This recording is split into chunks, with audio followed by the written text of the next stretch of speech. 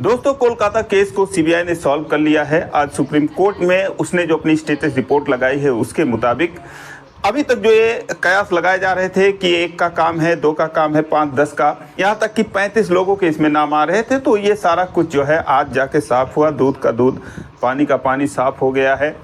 Trainee doctor के साथ जो कुछ हुआ, एक एक करके उन्होंने अपना, उनके सुबह से लेकर शाम तक की जो दिनचर्या थी, उसके बाद शाम से लेकर उस दिन रात तक जिस समय उनके साथ एक घटना हुई थी, वो सब सीबीआई ने एक एक करके सुप्रीम कोर्ट के सामने रखा और उसके मुताबिक जो भी उन्होंने कुछ कहा है, लगभग 99% ये केस जो है वो सॉल्व हो चुका है।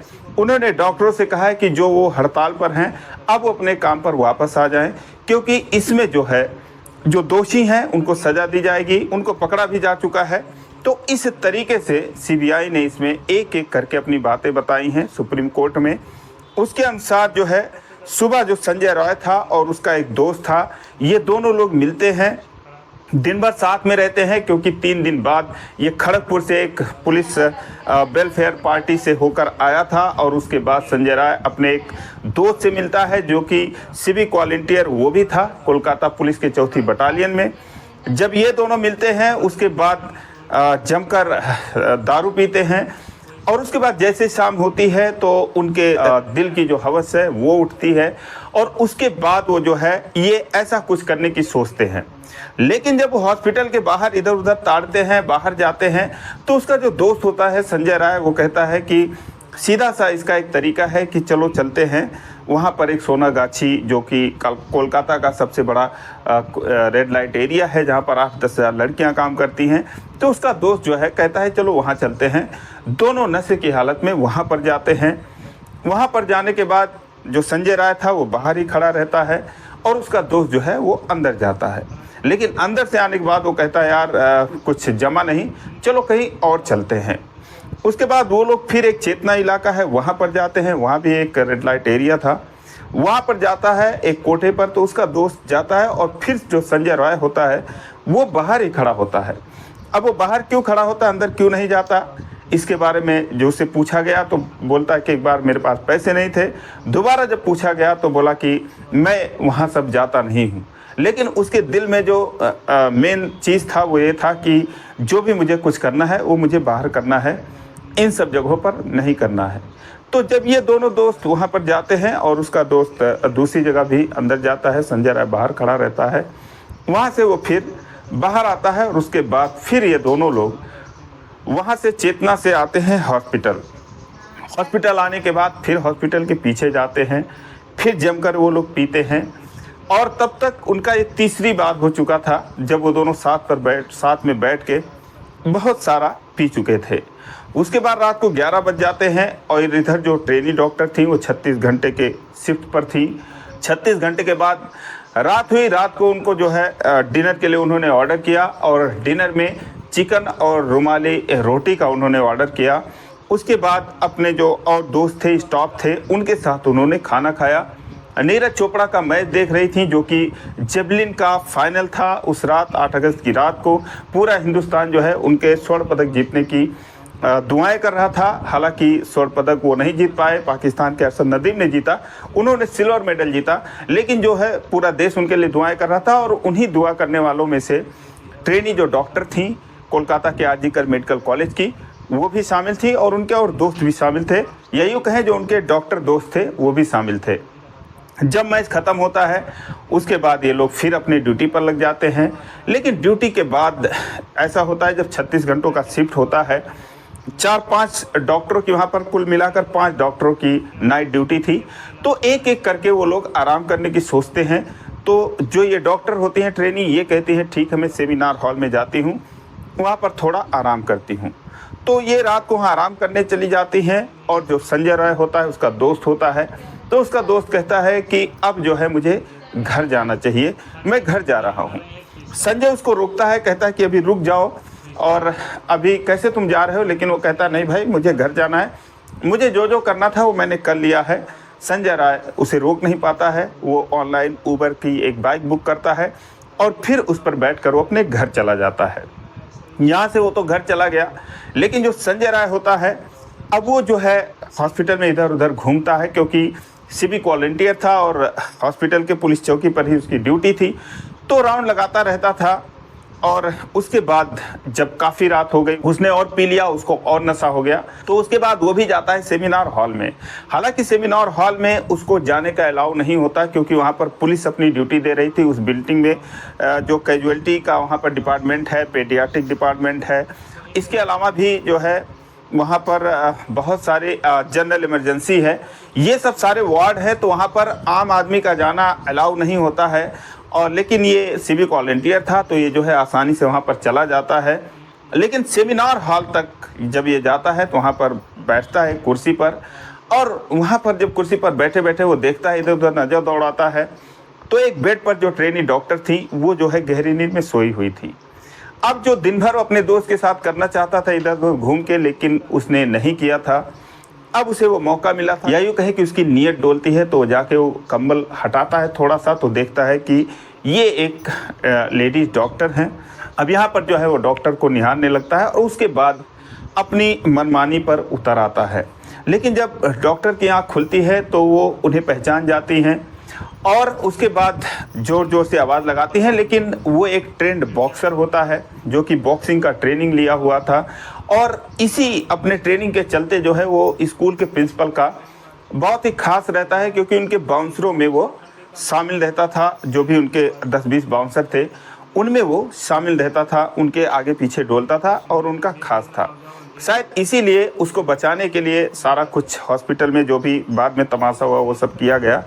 लेकिन जब ये जो है ज़बरदस्ती करने लगता है, ट्रेनिंग डॉक्टर संघर्ष करने लगती हैं, तो यह ताबड़तोड़ उनके मुंह पर जो है, उनके दांतों पर मुक्के बरसाता है। उसके बाद शरीर के अन्य पार्ट पर, जैसे चेस्ट पर और पसलियों पर वार करता है। उसे पता था कि किस तरीके से किसी को काबू में किया जा सकता है, क्योंकि बॉक्सिंग के ट्रेनिंग में ये सब आसानी से सिखाया जाता है। तो दोस्तों बहुत जल्द ही वो काबू पा लेता है और संजय रॉय के कुछ मुक्कों से ही वो बेहोश हो जाती हैं। उसके बाद जब बेहोश हो जाती हैं, फिर ये जो है अपनी मनमानी करने लगता है। लेकिन फिर उनकी आंख खुलती है, थोड़ा होश में आती हैं, तो फिर वो संघर्ष करने लगती हैं। लेकिन अब वो उस स्थिति में नहीं थी कि उसका ज़्यादातर विरोध कर सकें। लेकिन अब वो इतना अग्रेसिव हो चुका था, उसे इतना गुस्सा आ रहा था कि वो ताबड़तोड़ वार करता है। और जब पोस्टमार्टम हुआ बॉडी का, तो उस पर जो है 14 जो गहरे घाव के निशान पाए गए थे, वो सारे जो है वो संजय रॉय के द्वारा लगाए गए थे या मारे गए थे।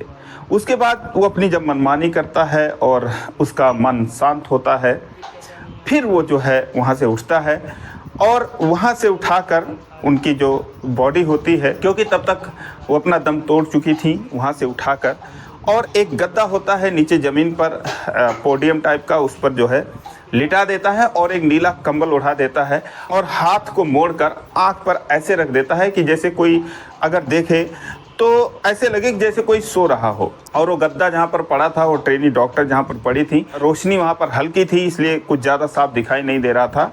वो वहाँ से उसके बाद संजय रॉय जो है वो हॉस्पिटल से आराम से निकलता है और फिर चला जाता है बैरक में, पुलिस के बैरक में, जहाँ पर वो रात को आराम करता है। अपने जो है धब्बे वगैरह, जो भी ब्लड वगैरह होते हैं, उसे वो साफ करता है, धोता है, आराम से सो जाता है।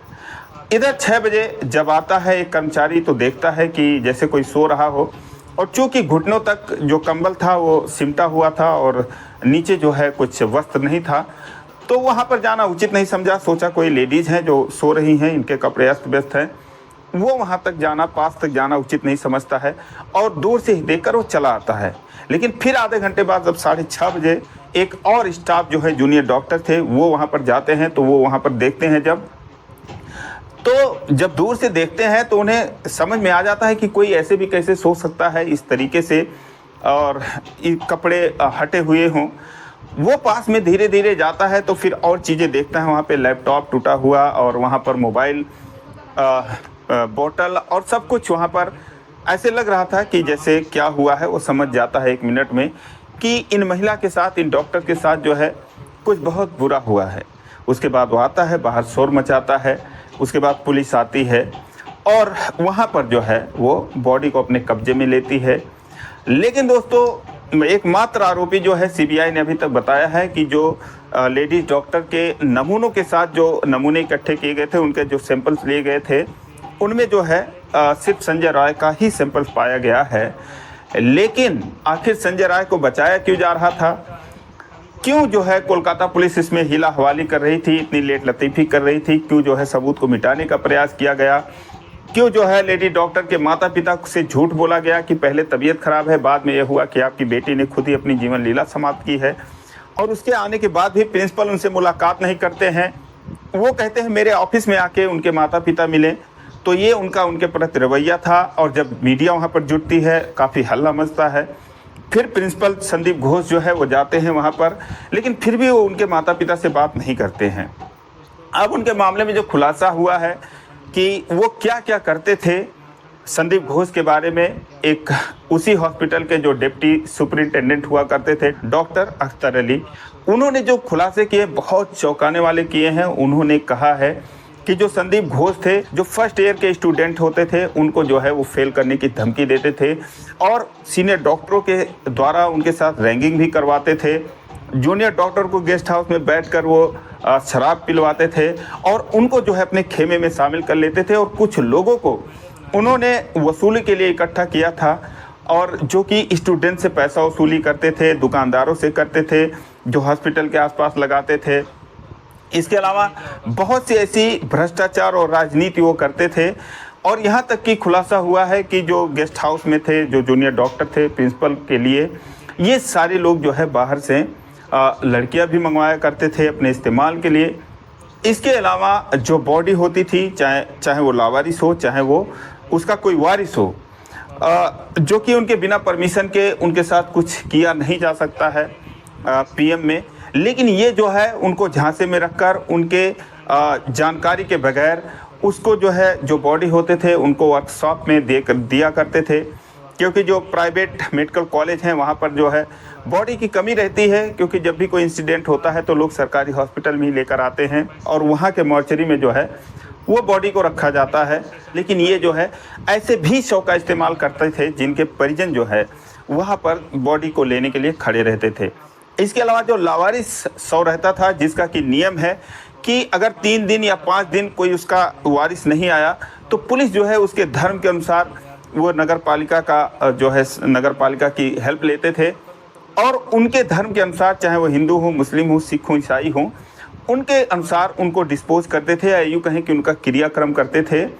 लेकिन ये जब लावारिस कोई इस तरीके से शव आता था हॉस्पिटल में तो संदीप घोष जो है डायरेक्ट उसको बेच ही देते थे प्राइवेट हॉस्पिटल को।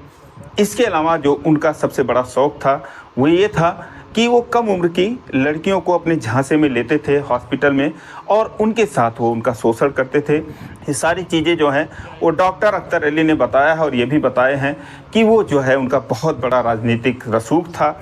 उनके ऊपर बहुत बड़े लोगों का, जो संदीप घोष हैं, उनके ऊपर हाथ होता है, इसीलिए वो अपनी पूरी मनमानी वहाँ पर कर रहे थे।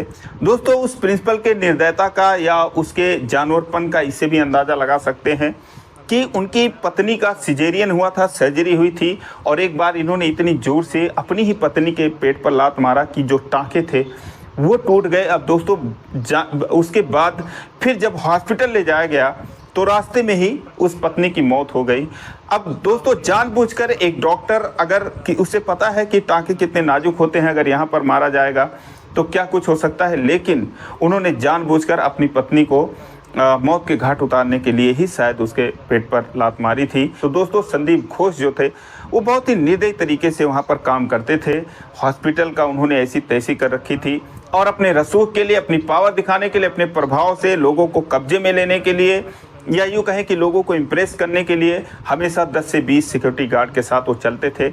इतना तो कोई बॉलीवुड स्टार नहीं चलता है, इतना तो कोई बहुत बड़ा राजनेता भी नहीं चलता है जिस तरीके से संदीप घोष जो है वो चलते थे। और कहीं ना कहीं संजय राय जो है उनका खास बंदा था, नुमाइंदा था। इसीलिए उस दिन सुबह जो है, जो कि उन्हें समझ में पूरी तरीके से आ रहा था कि ये केस क्या है, वो जो है उस पर लिपापोती करने की संदीप घोष ने कोशिश की थी। सुप्रीम कोर्ट ने पुलिस को भी फटकार लगाया है कि पुलिस ने अपनी कार्रवाई वहां पर सही तरीके से नहीं की है। तो दोस्तों, सीबीआई के अनुसार एकमात्र आरोपी जो है वो है संजय राय। इसके अलावा अभी तक कोई नहीं है। फिलहाल उस ट्रेनी डॉक्टर के साथ जो हिंसा हुआ और जो उनके साथ गंदे काम हुए और उनकी जो हत्या की गई, तो सिर्फ एक आदमी और सिर्फ एक जो है संजय राय अभी तक सामने आया है। लेकिन इसके पीछे और क्या मंशा रही है, जब उसका पॉलीग्राफ टेस्ट होगा कि क्या किसी के कहने पर उसने किया है, तब सारी चीज़ें सामने आएंगी। तो दोस्तों ये सारी सच्चाई है। लेकिन आप भी अगर सीबीआई के इस नतीजे से सहमत नहीं हैं, आपको अभी भी कुछ डाउट लगता है, कुछ संदिग्ध लगता है, तो कमेंट करके अपनी राय दे सकते हैं। आज के लिए बस इतना ही, फिर मिलेंगे अगले वीडियो में। तब तक के लिए जय हिंद।